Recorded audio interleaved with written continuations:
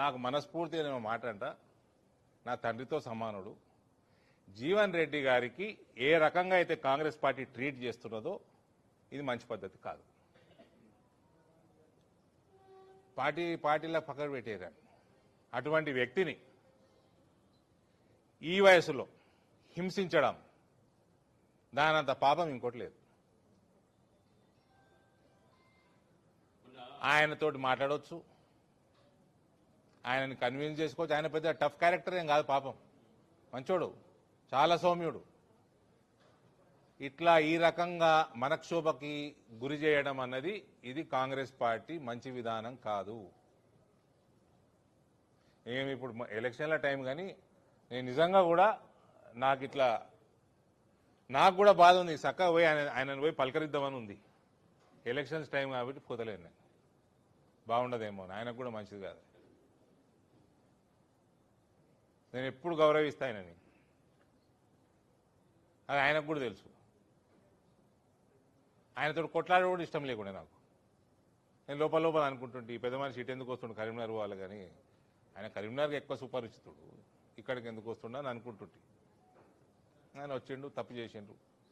సరే, what ever it is, ఆయన చేసిన జగిత్యాల ప్రాంతానికి చేసిన సేవ, రాజకీయంగా ఏ స్థాయికి ఎదిగిండో ఆయనని ఈ రకంగా ట్రీట్ చేయడం అన్నది ఇది మంచి పద్ధతి కానే కాదండి.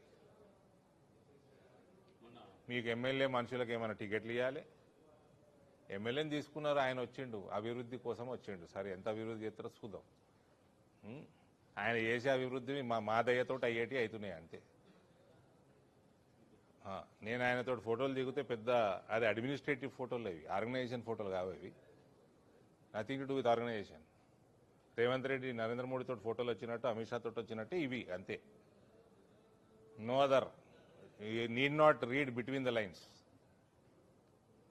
సో ఆయన అభివృద్ధి కోసం వచ్చిండు కదా, ఆ అభివృద్ధి మా వల్ల వస్తున్నది. కాంగ్రెస్ పార్టీతో లొట్టపీస్ కూడా వస్తలేదు, రూపాయి లేదాడ.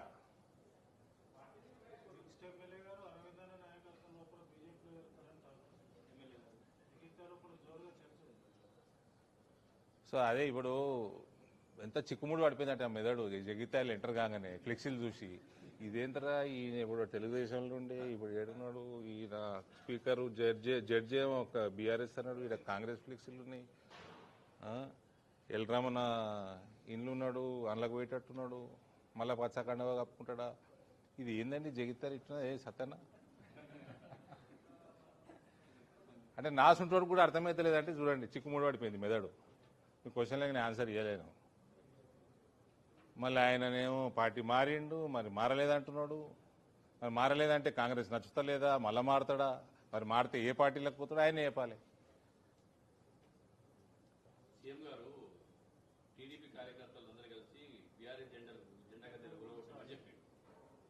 ఏంటండి సీఎం గారు ఎవరైతే టీడీపీ కార్యకర్తలు తెలంగాణలో ఉన్నారో వాళ్ళందరూ కలిసి టీఆర్ఎస్ జెండా గద్దెలు ఎక్కడ ఉన్నాయో అయ్యా, సీఎం మీద కూడా ఇదే కన్ఫ్యూజన్ నాకు.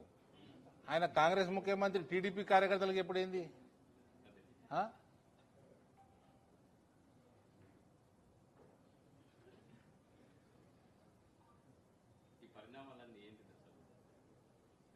ఏమో బ్రదర్, ఇదంతా కన్ఫ్యూజన్. సినిమా ఒకటి ఉండే ఇంగ్లీష్లో, ఒకటి హాలీవుడ్ సినిమా ఉండే ఇన్సెప్షన్ అని.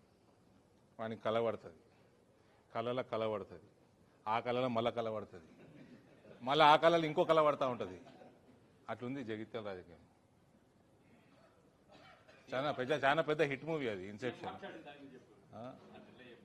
ఇక ఆయన అట్టెట్ట చెప్తాడు, ఆయనే చెప్పాలి, అది నాకు అర్థమవుతలేదు. ఆయన తెలుగుదేశం ఆయన్నే. ఇప్పుడు అదే కదా కాంగ్రెస్ వాళ్ళు మొత్తుకునేది.